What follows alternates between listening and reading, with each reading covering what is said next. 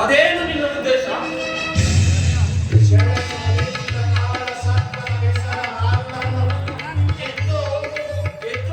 ಬಳಿಕಾದವರನ್ನು ಸರಸ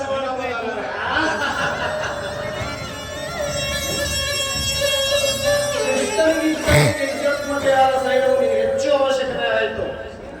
ಕೃಷ್ಣನು ಸೈನ್ಯ ಸಮೇತರವಾಗಿ ನಿನ್ನ ಪಕ್ಷ ವಹಿಸಿದರೆ ನನಗೆ ನೀನು ಬೇಡ, ನಿನ್ನ ಸೈನ್ಯ ಮಾತ್ರ ಬೇಕು ಎಂದು ಸಂಕೋಚವಾಗಿ ಹೇಳಬಹುದಾಗಿತ್ತು. ಆದರೆ ಆ ಸಂಕಟದಿಂದ ಗೌರವೇಶ್ವರ ಮಾವ ಹೇಳುವಂತ ವಂಚಕನೇ ಇರಬಹುದು. ಆದರೆ ಅವನ ಮೇಲಿನ ದ್ವೇಷಕ್ಕಿಂತ ಪಾಪ ಆ ಪರ ಪಾಂಡವರ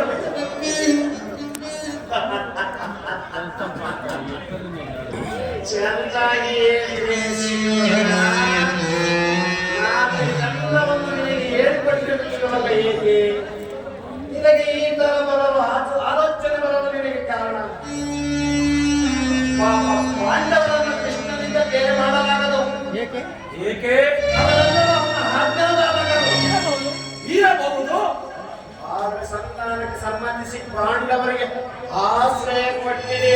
ಆದರೆ ನಿನ್ನ ವಿನಾಶಕ್ಕೆ ನೀನೇ ಕಾರಣನಾಗುವೆ.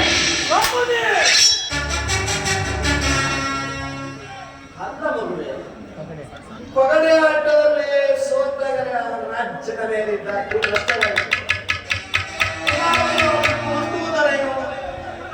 ಕ್ಷತ್ರಿಯ ವೀರರಿಂದ ಅನುಮತರಾದ ಕುರುಭೂಮಿಯನ್ನು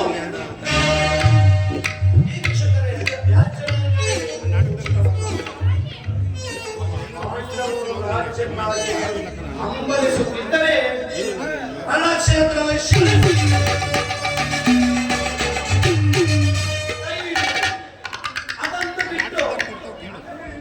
ಅದನ್ನು ಬಿಟ್ಟು ಮೇಲಿಂದ ಮೇಲೆ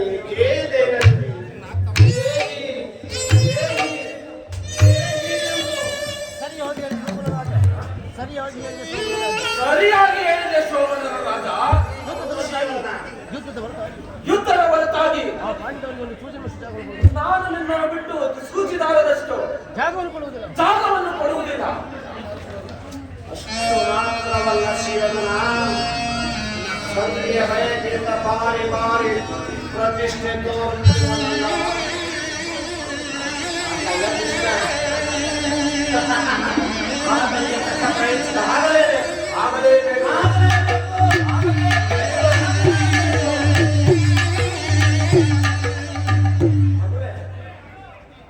ಶಿವನ ಈ ವಿಚಾರದಲ್ಲಿ ನನ್ನನ್ನು ಸಲಹೆ ಇರುವುದಲ್ಲ.